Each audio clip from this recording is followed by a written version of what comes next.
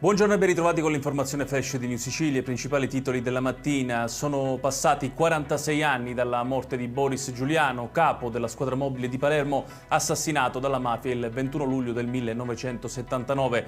Fu ucciso mentre prendeva un caffè in un bar, colpito alle spalle da 7 colpi di pistola esplosi da Leoluca Bagarella, cognato di Totò Riina.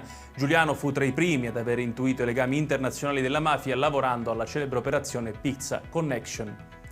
E questa mattina alla cerimonia di commemorazione a Palermo era presente in rappresentanza del governo regionale l'assessore Alessandro Aricò, che ha deposto una corona di alloro. Giuliano rimane un riferimento per le nuove generazioni delle forze dell'ordine, le parole del presidente della regione Renato Schifani.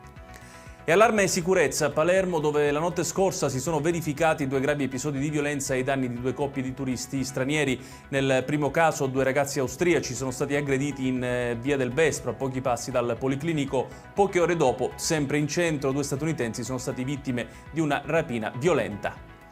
Si aggrava il bilancio dell'incidente avvenuto 3 giorni fa a Carini, nel Palermitano. Dopo il 19enne Antonio Russo è morto anche Giovanni Lococo, 22 anni, che era rimasto gravemente ferito. Il ragazzo era stato trasportato d'urgenza in ospedale in condizioni critiche.